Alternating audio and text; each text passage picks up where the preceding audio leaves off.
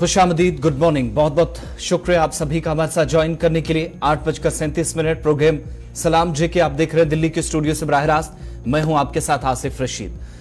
हमेशा की तरह आज भी इस प्रोग्राम में हमारी कोशिश रहेगी कि आपको दुनिया भर की खबरों से रूबरू कराएं। जम्मू कश्मीर की ताज़ा तरीन सूरत हाल क्या है, मुख्तलिफ इलाकों से खबरें हैं, ताज़ा तरीन कुछ डेवलपमेंट्स हैं, नई दिल्ली के अंदर हलचल जम्मू कश्मीर के ताल्लुक से, ये सारी खबरें आज के प्रोग्राम का हिस्सा रहेंगे। अहम मौज़ूआत हैं, एक एक करके हम तय फॉर्मेट के मुताबिक आगे बढ़ेंगे और साथ साथ कोशिश हमारी ये रहेगी कि जहां पर बैनुल-अक़वामी सतह की खबरें आप तक पहुंचाने का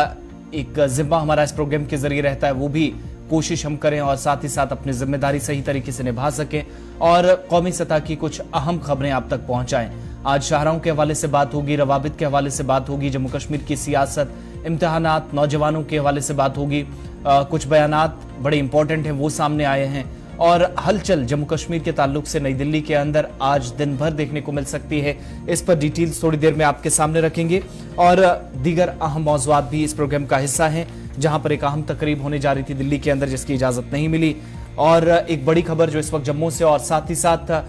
मुलाजमीन पर इंतजामिया काफी सख्त नजर आ रही है। बैक टू बैक कई ऑर्डर सामने आ रहे हैं, किसी को नोटिस जारी कर दिया जाता है, वजह बताओ नोटिस के साथ साथ कई लोगों की छुट्टी, तो कई लोगों को मुअत्तल करने का सिलसिला जारी है। लेकिन अलग अलग नवीयत के ये सारे मामलात जम्मू कश्मीर के अंदर दोनों सूबों के अंदर सामने आ रहे हैं। इसके अलावा आज के प्रोग्राम में जम्मू कश्मीर को मजीद 20 DNB सीट्स मिली हैं, इस ताल्लुक से गुफ्तगू करेंगे और बात तालीमी निज़ाम को लेकर भी करेंगे, जहां पर कई अहम स्कूलों के अंदर असातिज़ा ज्यादा या फिर बच्चे कम, या फिर दूसरा सिलसिला बच्चे ज्यादा उस्ताद कम, ये सिलसिला तो देखा था। लेकिन इन सब के बीच हमने ये पूरा ऐसा सिलसिला भी देखा है कि इंफ्रास्ट्रक्चर की कमी के सबब भी खुद महकमा भी परेशान रहता है, लेकिन उसकी वजह से तालीमी सरगर्मियां मुतासिर होती हैं। इसी तरह की एक खबर आपको श्रीनगर के अंदर ये बताएंगे और साथ ही साथ आज इस प्रोग्राम में एक और अहम मौजू जो आप तक पहुंचाने की कोशिश रहेगी और एक मारूफ सहाफी हमारे साथ ज्वाइन करेंगे कि कैसे आहिस्ता आहिस्ता जो जम्मू कश्मीर की हमारी हेरिटेज थी, जो हमारा कल्चर था, तहजीब थी, उसको भी नुकसान पहुंचाया गया है और इसकी बहुत सारी वजूहात हैं। अदालत के अंदर भी मामला पहुंचा है और क्यों जम्मू कश्मीर की बात अमेरिका तक पहुंची, ये सारी डिटेल्स थोड़ी देर में आपके सामने। लेकिन टेलीविजन स्क्रीन पर देखने के अलावा तमाम सोशल मीडिया प्लेटफॉर्म्स पर भी आप हमारा साथ देंगे। ऑफिशियल वेबसाइट www.gulistannews.in पर भी जाएंगे, वहां पर भी तहरीरी मवाद तीनों जबानों में आपके लिए दस्तयाब है। इन सारी खबरों की तरफ एक एक करके बढ़ेंगे, लेकिन हिस्ट्री ऑफ द डे के साथ चूंकि प्रोग्राम का आगाज होता है, मेरे साथी गौहर कुछ स्टूडियो में मेरे साथ मौजूद हैं। बहुत बहुत शुक्रिया गौहर। बहुत बहुत शुक्रिया आसिफ रशीद। तो प्रोग्राम की शुरुआत तय फॉर्मेट के मुताबिक तारीख में आज के दिन के हवाले से। आज 16 मार्च और आज 16 मार्च को मुल्की और आलमी सतह पर क्या कुछ हुआ है, चंद अहम मालूमात वाक़यात जो आपके साथ हम शेयर कर रहे हैं। और आज ही के दिन साल 1939 में जर्मनी ने चेकोस्लोवाकिया पर कब्जा किया है, वो आज ही का दिन था। और आज ही के दिन साल 1959 में इराक और सोवियत यूनियन ने इक्तिसादी और तकनीकी माहदे पर दस्तखत किए हैं। और आज ही के दिन 16 मार्च साल 2012 में सचिन तेंदुलकर बैनुल-अक़वामी क्रिकेट में 100 सेंचुरी बनाने वाले पहले खिलाड़ी बने।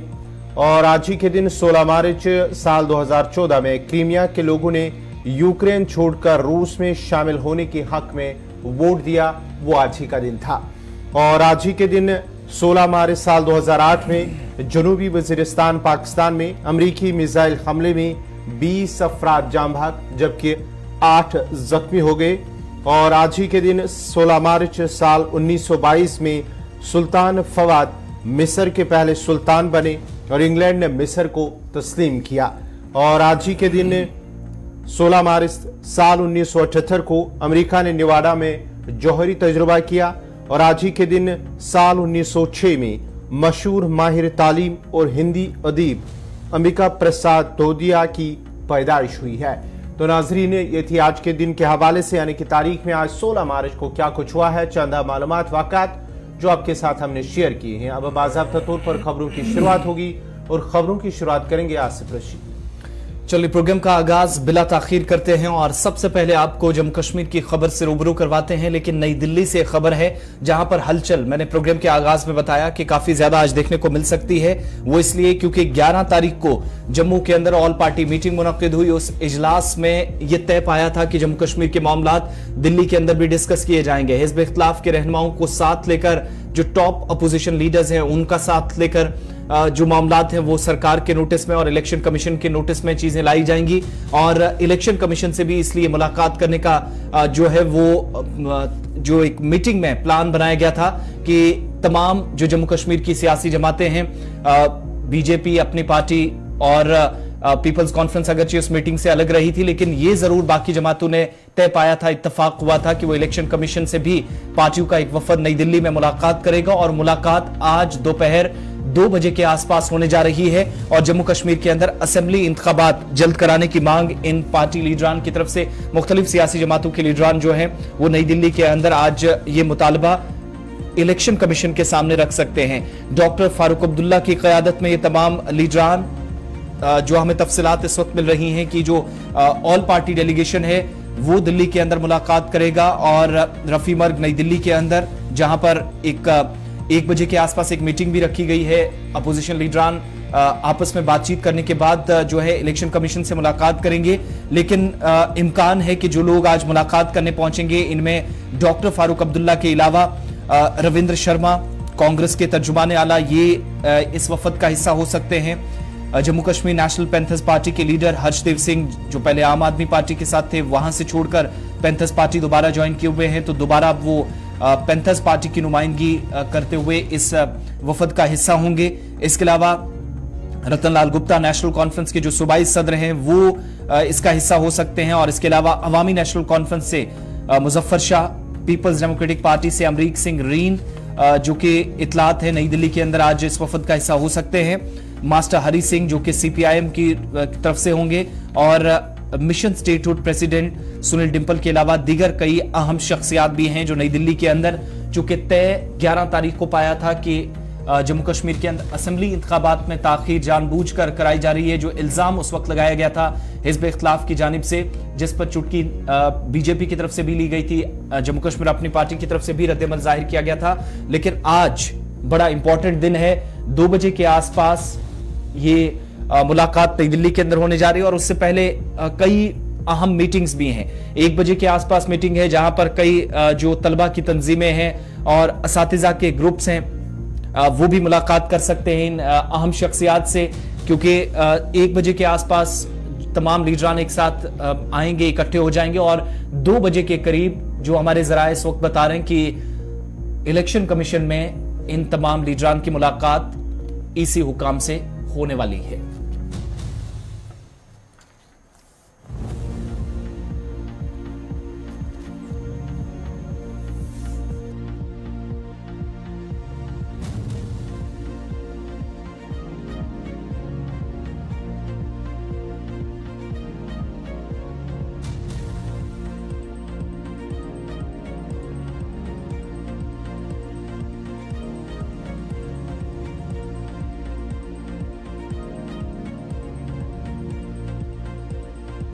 खबर पर मज़ीद तफसीलात के लिए हमारे साथ हैं एग्जीक्यूटिव एडिटर इशफाक गौहर। इशफाक, आज दिल्ली के अंदर जम्मू कश्मीर के हवाले से अगर हम बात करेंगे, एक बड़ी सियासी हलचल मानी जाती है।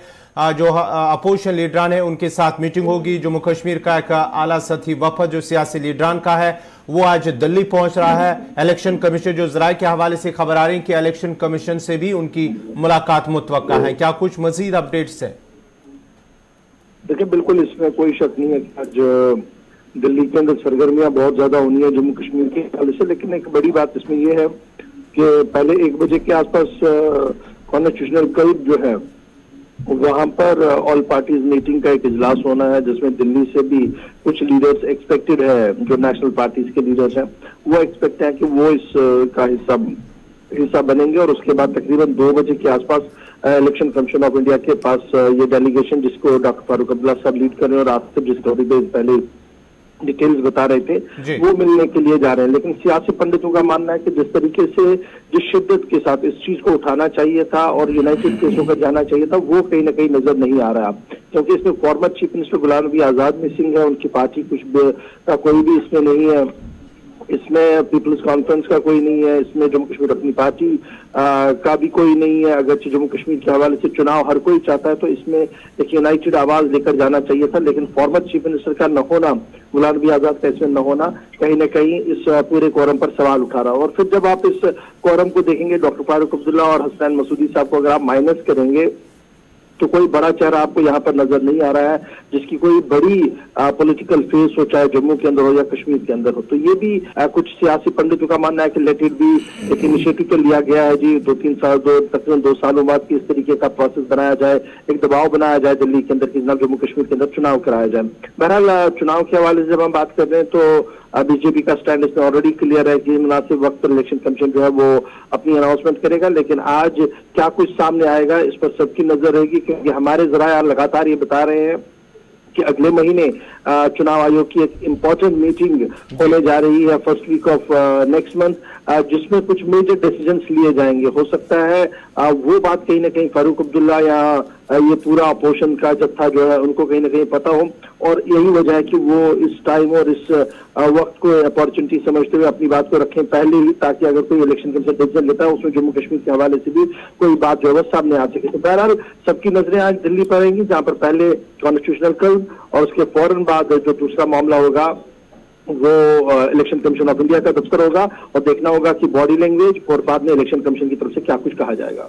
बहुत बहुत शुक्रिया तफसीलात फराहम करने के लिए। नई दिल्ली के अंदर आज एक अहम मीटिंग होने जा रही है, दोपहर 2 बजे मुलाकात होगी। इलेक्शन कमीशन की तरफ से वक्त दिया गया है इन तमाम सियासी जमातों को, और ये वफद जो जम्मू कश्मीर के बेशतर लीडरान जो जानकारी इशफाक दे रहे थे नई दिल्ली के अंदर मौजूद हैं, आज मुलाकात होगी। नई दिल्ली की बात हो रही है तो यहाँ पर एक और इम्पोर्टेंट प्रोग्राम होने जा रहा था, लेकिन पुलिस की तरफ से इसकी इजाजत नहीं दी गई, क्योंकि पुलिस ये मानती है कि अमनो कानून की सूरत हाल पैदा हो सकती है, और कश्मीर में मीडिया ब्लैकआउट नाम से ये तकरीब की जानी थी, लेकिन 2 बजे के आसपास होने वाली तकरीब में जिसमें दिल्ली यूनिवर्सिटी के प्रोफेसर नंदिता नारायण के अलावा रुकन पार्लियामेंट जनूबी कश्मीर से हसनैन मसूदी जो कि रिटायर्ड जज भी हैं, इसके अलावा सीपीआईएम के Mohammad Yusuf Tarigami, film maker Sanjay Kak, Mir Shahid Saleem chairman United Peace Alliance, और अनिल चमाडिया जो कि सीनियर सहाफी है। और ये प्रोग्राम गांधी पीस फाउंडेशन की तरफ से रखा गया था। 2 बजे के आसपास तकरीब होनी थी, लेकिन इसकी इजाजत गुज़श्ता रोज पुलिस की तरफ से नहीं दी गई, और ये भी कहा गया कि जहां पर गांधी पीस फाउंडेशन ने यह प्रोग्राम रखा है इससे कई तरह के सवालात उठ सकते हैं, और सूरत हाल ऐसी बन सकती है जहां पर पुलिस पर भी बाद में सवाल उठेंगे। और पहले ही जो राब्ता किया गया गांधी पीस फाउंडेशन के जिम्मेदारान से, एसएचओ जो हैं आईपी एस्टेट पुलिस स्टेशन, उनकी तरफ से एक तो जो लोकल इनपुट उनके पास था या इंफॉर्मेशन थी पुलिस राय के मुताबिक, उस बेस पर कई ऐसे ग्रुप्स थे जो इस मीटिंग का हिस्सा बनना चाह रहे थे। तो यहां पर इस मीटिंग के बाद अमनो कानून की सूरत हाल इसलिए बन सकती थी क्योंकि बहुत सारी ऐसी शख्सियात थी जिनने जम्मू कश्मीर के मामलात पर बात करनी थी, मीडिया के ताल्लुक से बात करनी थी। इस तरीके से जराए कंफर्म करें कि ये चीजें डिस्कस हो सकती थी, लेकिन चूंकि मीडिया ब्लैकआउट इन कश्मीर इवेंट का नाम भी रखा गया था तो उसी पर सवाल था, जिसके बाद पुलिस ने सूरत हाल बेहतर ये समझा कि सूरत हाल आउट ऑफ कंट्रोल ना हो, इसलिए तकरीब की इजाजत नहीं दी। और इसके बाद जो बयान सामने आया है, जो दिल्ली यूनिवर्सिटी के प्रोफेसर हैं उनकी तरफ से, नंदिता नारायण की तरफ से, जिन्होंने कहा कि स्पीकर जो है बहुत सारे इस इवेंट का या इस मीटिंग का हिस्सा बनने के लिए पहुंचे थे, कई तलबा के ग्रुप्स थे, कई असातिज़ा यहाँ पर पहुंचे थे, उनकी तरफ से बात की जानी थी। लेकिन इससे पहले भी जैसे 11 और 12 मार्च को एक प्रोग्राम भारत बचाओ नाम से रखा गया था, वो भी HKS सुरजीत भवन में होना था, वहां पर भी इजाजत पुलिस ने नहीं दी थी। उस वक्त भी देखा गया था कि कोर्ट ऑर्डर के बावजूद भी उनके मुताबिक पुलिस ने उस वक्त अलाउ नहीं किया था। तो सेम सिचुएशन यहां पर भी बनी है और हालात खराब ना हो इसलिए इस तरह के प्रोग्राम को इजाजत नहीं दी गई। 2 बजे के आसपास ये प्रोग्राम होना था, लेकिन जम्मू कश्मीर के ताल्लुक से होने वाले इस प्रोग्राम में इजाजत नहीं दी गई, जिसमें जैसे मैंने कहा कि हसनैन मसूदी, सीपीआईएम के लीडर मोहम्मद यूसुफ तारिगामी समेत मीर शाहिद सलीम जो चेयरमैन है यूनाइटेड पीस अलायंस के, और दीगर कई शख्सियात ने भी यहां शिरकत करनी थी, लेकिन पुलिस ने इसके लिए इजाजत नहीं दी। चलिए नाजरीन, तो ये थी जम्मू कश्मीर के हवाले से दिल्ली में जो तकरीब होनी थी, इस हवाले से पुलिस की जानिब से उन्हें इजाज़त नहीं दी गई है। बढ़ते आगे बात है जम्मू कश्मीर के हवाले से। जम्मू कश्मीर के अंदर वक्फ बोर्ड के मेंबर की जानिब से अब उन्होंने इस्तीफ़ा दे दिया है। जम्मू कश्मीर वक्फ बोर्ड के एक मेंबर जो रुकन सुहेल काजमी है, बोर्ड के जो रुकन हैं सुहेल काजमी ने इस्तीफ़ा दे दिया। बड़ी खबर इस वक्त जम्मू कश्मीर के हवाले से, वक्फ बोर्ड के वो रुकन थे, 11 माह कबल उनकी बोर्ड में तश्कील न हुई थी, उन्हें बोर्ड में शामिल किया गया था और नए रुकन के लिए नोटिफिकेशन जल्द जारी होगी। ये वक्फ बोर्ड के जराये के हवाले से हमें खबर मिल पा रही है कि जम्मू कश्मीर वक्फ बोर्ड के जो रुकन सुहेल काजमी है, एक सीनियर सहाफ़ी भी हैं और उसके साथ साथ ही वो 11 माह कबल ही उन्हें इसमें शामिल किया गया था बतौर रुकन वो जम्मू कश्मीर वक्फ बोर्ड के। उसके साथ साथ ही अब उन्होंने इस्तीफ़ा दिया है और अब नए रुकन के लिए नोटिफिकेशन वो जल्द जारी किया जाएगा। तो जम्मू कश्मीर वक्फ बोर्ड के अंदर ये 11 महीनों के दौरान ये एक बरस भी बोर्ड की तश्कील नौ को मुकम्मल नहीं हुआ। सुहेल काजमी जो रुकन थे, सीनियर सहाफ़ी भी हैं और तज्जिया निगार, उनका इस्तीफ़ा देना ये एक बड़ी डेवलपमेंट के तौर पर देखा जा रहा था। हम इसमें मजीद उनके बयान का भी इंतजार रहेगा। अभी तक जो हमारे पास उनके करीबी ज़राए की तरफ से जानकारी है कि कुछ ज़ाती वजूहात की बिना पर उन्होंने मुस्ताफ़ी होने का फैसला किया है। ताहम मजीद इंतज़ार इसमें ये भी रहेगा उनकी तरफ से बयान का, क्योंकि 11 माह कबल जब बोर्ड की तश्कील न हुई थी तो बहुत सारे लोगों को नए सिरे से बोर्ड के अंदर काम करने का मौका मिले, जिम्मेदारियां दी गई थी, तो उनमें सैयद सुहेल काजमी भी थे।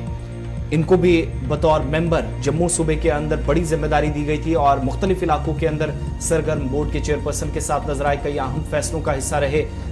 सुबह जो खिता पीर पंचाल हो या फिर चिनाब वादी हो, वहां पर भी बोर्ड की तरफ से की जाने वाली सरगर्मियों का हिस्सा रहे। लेकिन अब उनने इस्तीफा दे दिया है और नए रुकन के लिए जराये के मुताबिक नोटिफिकेशन जल्द जारी होगी, जिसके बाद नए मेंबर की तलाश बोर्ड की जानिब से की जाएगी।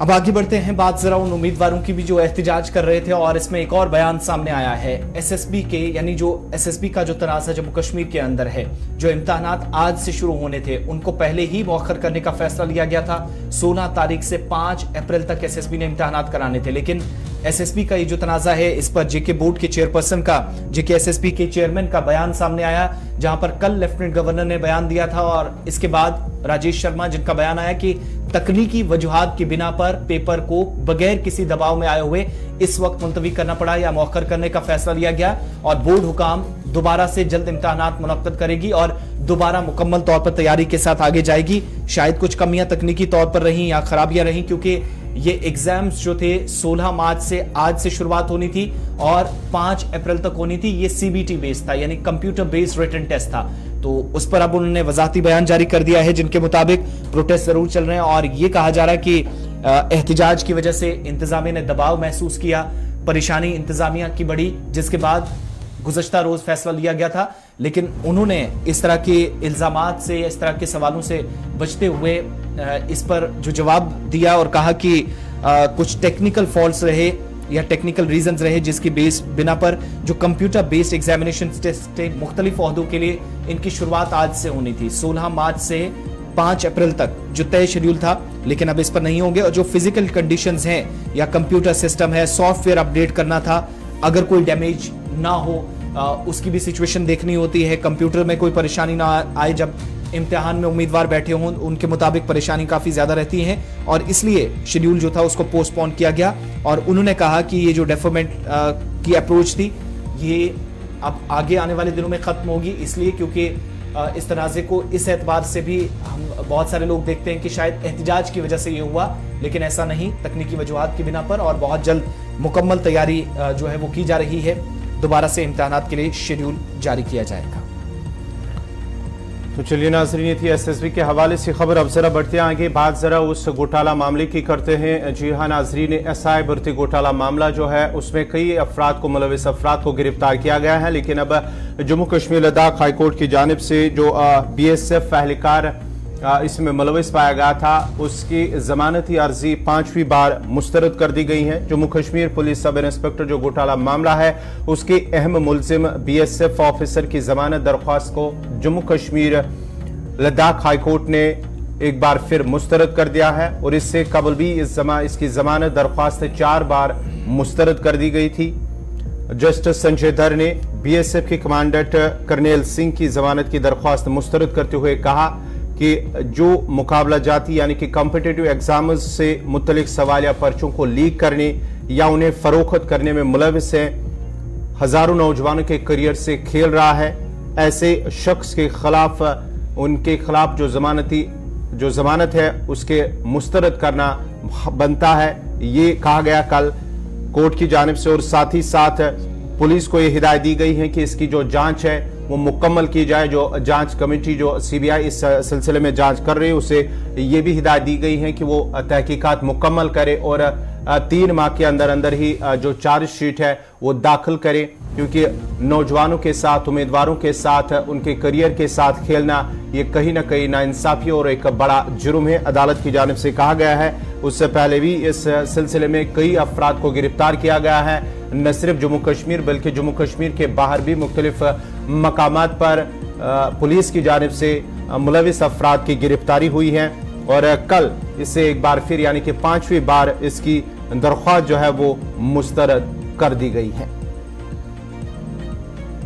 और ये शदीद झटका है क्योंकि कार्रवाई अभी भी चल रही है। सीबीआई के पास मामला है जम्मू कश्मीर सब इंस्पेक्टर का जो भर्ती घोटाला था, तो उसमें अदालत से जो है वो फैसला हुआ है और 5वीं मरतबा चूंकि जमानत अर्जी बीएसएफ के ऑफिसर की तरफ से, जिस पर पहले सवाल थे और उसके बाद जम्मू की अदालत में से पेश भी किया गया था,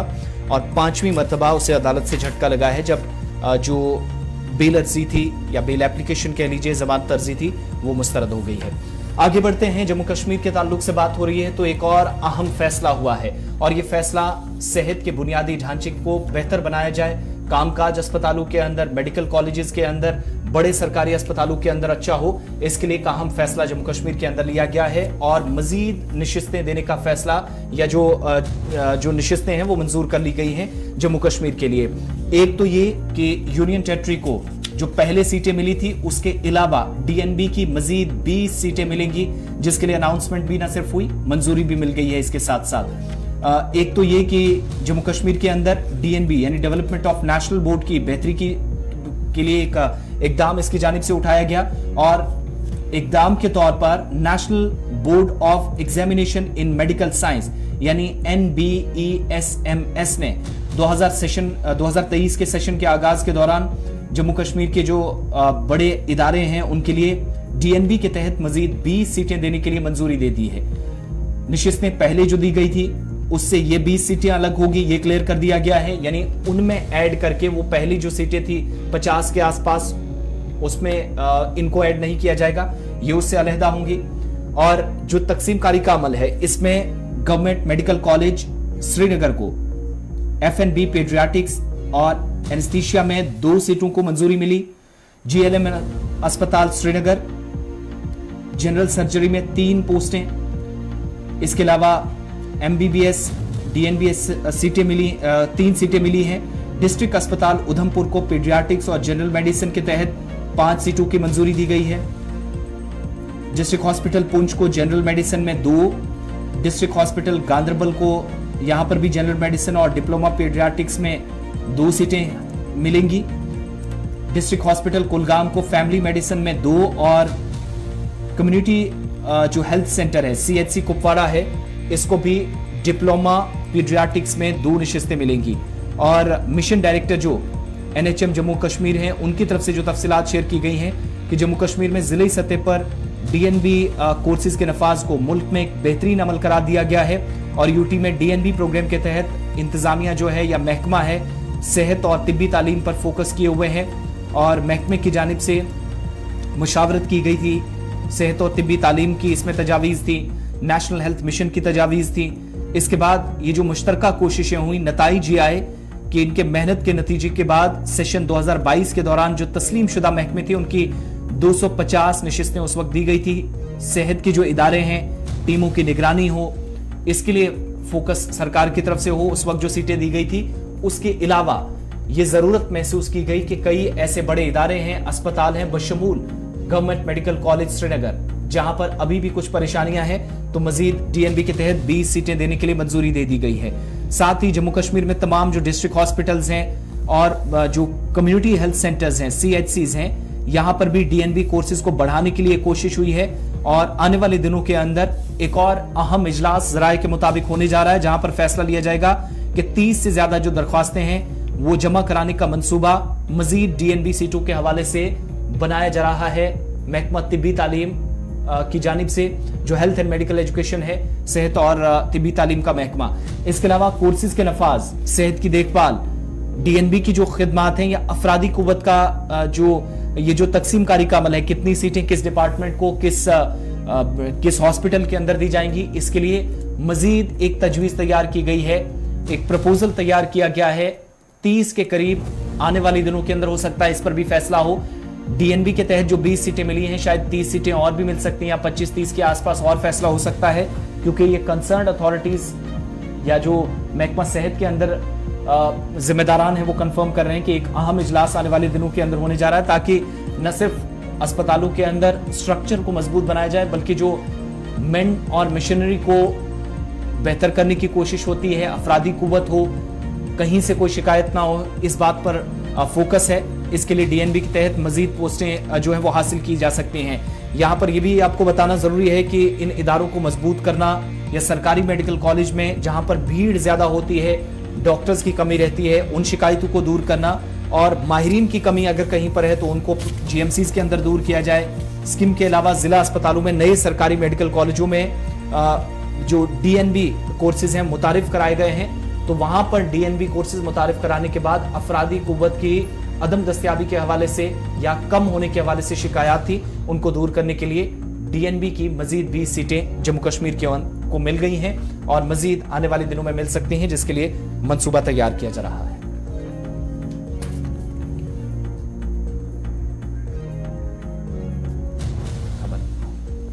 चलिए बढ़ते आगे। अब बात जरा जम्मू कश्मीर की जाम कर रहे हैं, तो जम्मू कश्मीर के हवाले से एक और बड़ी खबर इंतजामिया की जानिब से काफी सख्त हुई है। जो गैर हाजिर मुलाजमीन उनके खिलाफ काफी सख्त हुई हैं और अब इंतजामिया की जानिब से शुमाली कश्मीर की बांडीपुरा में 4 डॉक्टर और 2 पैरामेडिकल्स उनके खिलाफ कार्रवाई हुई है, उन्हें मुअत्तल किया गया है। जो ड्यूटी है उनकी, उनमें लापरवाही बरतने, गैर हाजिर होने की पादाश में उनके खिलाफ कार्रवाई हुई है और उन्हें मुअत्तल किया गया है, जबकि 11 मजीद मुलाजमीन को वजह बताओ नोटिस जारी कर दिया गया है। इंतजामी की जानिब से ये जब उनके पास से शिकायत मिली तो अचानक से जब देखा ये 4 डॉक्टर और 2 पैरामेडिकल स्टाफ जो है उन्हें गैर हाजिर पाया गया है और उसके बाद ही इंतजामी की जानिब से कार्रवाई हुई है, जहां पर उन्हें सस्पेंड किया गया है, जबकि मजीद 11 मुलाजमीन को वजह बताओ नोटिस जारी कर दिया गया। इससे पहले भी मुख्तलिफ अजला के अंदर ही इंतजामी की जानिब से, जिला इंतजामी की जानिब से कार्रवाई की गई है। गैर हाजिर मुलाजमीन जहां जिला बडगाम के अंदर हमने देखा है और उसके साथ साथ ही बारामुल्ला और दीगर कई मकामात पर भी हमने देखा है कि इंतजामिया ने गैर हाजिर मुलाजमीन के खिलाफ ये कार्रवाई की है और इस सिलसिले में बाज़ाब्ता तौर पर मुलाजमीन से अब जो ड्यूटियों पर पाबंद रहने के हवाले से भी गुजारिश करते हैं, दरख्वास्त करते हैं। लेकिन इस खबर पर मजीद तफसीलात के लिए हम सीधा बांडीपुरा चलते हैं, जहां हमारे साथ हैं जहूर। क्या कुछ तफसीलात हैं इस हवाले से जो खबर बांडीपुरा से कि 4 डॉक्टर 2 पैरामेडिकल उन्हें सस्पेंड किया गया है, जबकि मजीद 11 मुलाजमीन के खिलाफ वजह बताओ नोटिस भी जारी कर दिया गया। जी बिल्कुल गौर, अगर बात करेंगे जो पीएचसी जो प्राइमरी हेल्थ सेंटर चोटीमुला है, इससे पहले भी हमने जो है कई खबरें चलाई, क्योंकि वहां पे जो है अनऑथराइज्ड एब्सेंस होते हैं, चाहे पैरामेडिकल स्टाफ होते हैं, डॉक्टर्स हैं। इससे पहले जो वहां जो मशीनरीज थी वो भी डिफंक्ट थी, लेकिन जो हमने फिर खबर चलाई तो फिर उसको वहां पे एक्सरे प्रोनाट या यूएजी का वो उसको फिर अमाल लाया गया है, वहां पे जो स्टाफ लाया गया। लेकिन स्टाफ जब लाया गया तो आज वो फिर अनऑथराइज्ड एब्सेंस यानी जो वो फिर वहां गैर हाजिर होते हैं और वहां के जो मुकामी लोग हैं उन्होंने शिकायत की कई जो चीफ मेडिकल ऑफिसर्स बांडीपुरा को या ब्लॉक मेडिकल ऑफिसर बांडीपुरा जो है। लेकिन 13 तारीख को फिर एक सरप्राइज विजिट किया गया है ब्लॉक मेडिकल और कई जो वहां बाकी जो अमला है उन्होंने जो वहां पे एक सरप्राइज विजिट किया। 11 बजे वहां पे पहुंचे, लेकिन 11 बजे उन्होंने इन 3 डॉक्टर्स, उसमें जो 3 डॉक्टर्स हैं और 2 पैरामेडिकल स्टाफ हैं उनको गैर हाजिर पाया गया है। लेकिन कल और एक विजिट किया गया है जहां पे एक और डॉक्टर को गैर हाजिर पाया गया है, उसको भी सस्पेंड कर दिया गया। यानी अभी तक जो है 4 डॉक्टर्स और 2 पैरामेडिकल स्टाफ को है उनको सस्पेंड कर दिया गया है और उनको ये अपनी जो वाजिया पोजीशन बताने के लिए उनको लिखा गया है कि वो अपनी वाजिया पोजीशन करे कि वो अनऑथराइज्ड एब्सेंस क्यों बैठे। क्योंकि अगर हम देखेंगे जो पीएचसी जो वहां पे है, इनको वहां पे कंटिन्यूस देखा जा रहा है कि वहां पे जो स्टाफ है वो नहीं होता। और इससे पहले एक खबर भी चला है कि वहां पे कई डॉक्टर्स को ऐसी पोस्टिंग रखा गया है, वो वहां पे हाजिर नहीं होते हैं। बताया जा रहा है वो कई अपने क्लिनिक्स पे होते हैं, कई और जगह पे होते हैं, और अटैच भी कई डॉक्टर्स को वहां पे रखा गया है। तो इसके बाद जो हमने इससे पहले भी खबर चलाई थी कि चीफ मेडिकल ऑफिसर से बात की कि उसके बाद वहां पे ये स्ट्रीमलाइन किया गया, लेकिन कुछ दिन पहले से है वही जो अमला जो पहले रूटीन में वहां काम होता था, वहां अनऑथराइज्ड एब्सेंस डॉक्टर्स होते हैं, वही फिर देखने को मिल रहा है। गवर एक चीज और भी बताइएगा, बांडीपुरा के अंदर ये दूसरा ऐसा मामला है जहां पर डॉक्टर्स के खिलाफ कार्रवाई हुई हो और सरकार की तरफ से क्लियर डायरेक्शंस हैं कि अगर आप एक जगह काम कर रहे हैं तो फिर प्राइवेट क्लिनिक्स पर काम नहीं होगा। क्या ये टाउन्स के अंदर या सुंबल, बांडीपुरा आसपास के इलाकों में ये शिकायत अब भी सरकार के नोटिस में, जिसके बाद ये माने कि ये संजीदगी से कार्रवाई हुई है, आज जाकर कुछ को नोटिस और कुछ को मुअत्तल कर दिया गया? देखिए, अगर हम बात करेंगे ऐसा यहाँ पे देखने को मिल रहा है कई डॉक्टर्स, लेकिन ज्यादातर हमें ब्लॉक बांडीपुरा में और गुरेज में ऐसे देखने को, सबसे ज्यादा गुरेज में। इससे पहले भी हमने गुरेज में खबर चलाई कि एक हमला खातून ने सर्रा अपने बच्चे को जन्म दिया था। उसके बाद वहां पे जो है डायरेक्टरेट हेल्थ सर्विस ने एक रोटेशन बेस पे वहां पे जो है गायनेकोलॉजिस्ट को तैनात किया गया, लेकिन तंजरीफी की बात है 3 दिन ही वो ऑर्डर चला, उसके बाद कोई भी वहां डॉक्टर नहीं तैनात किया गया है। और वो सारे डॉक्टर्स वहां पे जिनकी वहां पे प्रेजेंट पोस्टिंग थी, जहां पे इनको रिलीव किया गया था कि कुछ रोटेशन बेस पे, वहां पे वो तो रिलीव हो गए हैं और वहां पे उन्होंने वो 1 महीना जो है अपने प्राइवेट क्लिनिक में ही दिखाया गया। और ये वहां पे जो गायनेकोलॉजिस्ट भी है, वो कोई भी गायनेकोलॉजिस्ट गुरेज सब डिवीजन, यानी जो सब डिवीजन हॉस्पिटल वहां है दावर में, कोई भी मौजूद नहीं है। और कई जो बच्चे हमने दिखे हैं वो सर्रा बच्चे को जन्म दिया है। हाल में बांडीपुरा में एक खातून को भी रेफर किया गया है, उन्होंने सर्रा बच्चे को जन्म दिया एम्बुलेंस में। तो ऐसे मामला बांडीपुरा में हमने कई बार देखने को मिल रहा है और कई खबरें भी चलाई। हालांकि कई स्ट्रीमलाइन होता है, उसके बाद 2 महीने फिर से वही मामला स्टार्ट होता है। हालांकि डिप्टी कमिश्नर बांडीपुरा ने उस वक्त भी एक इंक्वायरी कमेटी बनाई, उसके बाद डायरेक्टर हेल्थ को भी खत दिखा गया, उसके बाद वहां पे डॉक्टर्स को लाया गया। लेकिन सिंदरी की बात, उन डॉक्टर ने 2-3 दिन ज्वाइन किया, उसके बाद जो रोटेशन बाकी डॉक्टर्स है वो ज्वाइन ही किया गुरेज में। तो इसे बांडीपुर और गुरेज की बात करेंगे, कम जो फुकदान रहता है हेल्थ का वो कंटिन्यू रहता है। अगर ब्लॉक हाजिन की बात करें तो पूरा नहीं तो 95% तो जो है सेटिस्फैक्ट्री काम देखा जा रहा है ना, ऐसा मामला बहुत कम देखे को जा रहा है। लेकिन ब्लॉक हाजिन या सॉरी ब्लॉक बांडीपुर और गुरेज को जो है हेल्थ का जो फुकदान है वो बहुत देखने को मिल रहा है। ज़हूर, आप हमारे साथ रहिएगा, कुछ और डिटेल्स शेयर करना जरूरी है। Doctor Shabir Ahmad Parray medical officer हैं, डॉक्टर हिना है medical officer National Health Mission के तहत, डॉक्टर रियाज जुल्फी हैं medical officer ISM, Mohammad Yasin Khan ये एक्सरे टेक्नीशियन है, शाजिया हनीफ हैं डेंटल असिस्टेंट हैं, मोहम्मद इरफान लैब टेक्नीशियन है, नर्सिंग ऑर्डिनरी है मोहम्मद अमीन। इसके अलावा कुछ लोगों पर यह भी इल्ज़ाम है कि जिन्होंने जहां पर इनकी ड्यूटी थी उन स्टेशन को छोड़ा, वो भी बिना किसी अरेंजमेंट के, प्रॉपर अरेंजमेंट के बगैर यहां से चले गए। Razia female multipurpose health worker NHM के तहत, सायरा अमीन JSN NHM के तहत, सकीना ये भी फीमेल मल्टीपर्पज हेल्थ वर्कर के तहत काम कर रही हैं, और इम्तियाज आलम ये NO हैं। ये तमाम लोग हैं। इररेस्पॉन्सिबल बिहेवियर का लफ्ज जो है वो इनके लिए इस्तेमाल किया गया। इन लोगों को नोटिस जारी किया गया और ये वजह बताओ नोटिस इनको जारी कर दिए गए हैं। दूसरी तरफ जिन लोगों को सस्पेंड किया गया है, जिनके खिलाफ बांडीपुरा के अंदर कार्रवाई हुई है और suspension orders, doctor Ejaz Ahmed Mir medical officer ISM, doctor Shakila medical officer, doctor Ishrat medical officer NHM, Abdul Rahim pharmacist हैं और जावेद अहमद लैब टेक्नीशियन हैं NHM के तहत। और इन पर भी ये इल्ज़ाम है कि इन्होंने भी जो कवायद व ज़वाबित थे उनकी खिलाफ वर्जी की और जो सरकारी अहकामात पे अमल दरामद नहीं होने की सूरत में ये कार्रवाई हुई है। बांडीपुरा की बात हो रही है तो एक और डिटेल्स बताते हैं और ज़हूर हमें इस पर बताएंगे डिटेल्स। तस्वीरें जरा बता दीजिएगा। कार्रवाई हुई है जहां पर जो गैर कानूनी तरीके से लकड़ी की स्मगलिंग हो रही थी, इस तरह की खबरें आई और एक गाड़ी भी जब्त कर ली गई है और साथ ही साथ जो टिम्बर था वो भी सीज कर लिया गया है बांडीपुरा के अंदर। तस्वीरें आपको बताएंगे जो सीज किया गया है पुलिस की तरफ से और बांडीपुरा के अंदर ये कार्रवाई सुबह सुबह हुई है। क्या कुछ इस हवाले से अपडेट मजीद है? कार्रवाई फॉरेस्ट डिपार्टमेंट की तरफ से ज़हूर ये की गई है? बिल्कुल आसिफ, ये बात जो है काजीपुरा वटपुरा में एक गाड़ी को इंटरसेप्ट किया गया है जहां पे उसने पाया गया है कि वहां उसमें जो है दिखा गया है कि वो जो वहां पे ये लकड़ी थी है उसको जब्त कर दिया गया है और उसके बाद वहां पे जो है बांडीपुर के जो फॉरेस्ट ऑफिसर्स हैं और बांडीपुरा जो फॉरेस्ट डिपार्टमेंट है उन्होंने उसको मुश्तरका तौर पर जो है उसको बंद कर दिया गया है और उसको जो है जो गाड़ी को जो अपने तहवील में लिया और उसमें जब तलाश कर दी गई तो इलीगल जो उसमें जो लकड़ी है उसको जब्त कर दिया गया है और मजीद जो तहकीकातें शुरू कर दी गई और गाड़ी को जब्त कर दिया गया है, लेकिन अभी तक किसी की गिरफ्तारी अमल में नहीं लाई गई है। लेकिन बताया जा रहा है कि जो ये गाड़ी है इसमें जो लकड़ी थी वो भरी हुई थी और उसके बाद उसको वहां पे रखा गया है। जो इससे पहले भी जो हमने कई कार्रवाई देखी है बांडीपोरा में, हालांकि ये जो काजीपुरा वटपुरा का इलाका है इसके आसपास में जो जंगल है तो वहां पे जो सबज सुरंग जो वहां चोरी कर रहे थे तो उसको उसके बाद जो है इसको वहां पे पुलिस की मदद से भी बताया जा रहा है कि वहां पे जो फॉरेस्ट प्रोटेक्शन जो ऑफिसर्स हैं और बांडीपोरा जो फॉरेस्ट ऑफिसर्स हैं उन्होंने उनको जो है हिरासत में लिया है और मजीद तहकीकात जो है शुरू कर दी गई। आसिफ, बहुत बहुत शुक्रिया। तो दो खबरें एक साथ, बांडीपोरा की एक तरफ मुलाजमीन को मुअत्तल किया गया है, दीगर को नोटिस चला गया है और साथ ही साथ जो गैर कानूनी तरीके से लकड़ी एक इलाके से दूसरी जगह ले जाई जा रही थी वो भी गाड़ी समेत जिसमें एक टाटा मोबाइल भी पकड़ी गई है वो जब्त कर ली गई है पुलिस की तरफ से। इस पर जो डिटेल्स मजीद थी कार्रवाई महकमे की तरफ से की गई है और मुकदमा दर्ज किया गया है। जहूर इस पर डिटेल्स बता रहे थे। खबरें और भी हैं, कुछ इंपॉर्टेंट चीजें हैं आपके सामने रखनी है, लेकिन वक्त छोटे से ब्रेक का है। ब्रेक के उस पार एक और जम्मू कश्मीर के अहम मामले पर बात करेंगे, कैसे आहिस्ता आहिस्ता हम अपने विरसे को खोते जा रहे हैं और हेरिटेज या जम्मू कश्मीर की सकाफत या कल्चर तहजीब जिसे नुकसान हमने अपने हाथों से पहुंचाया। इस पर डिटेल्स थोड़ी देर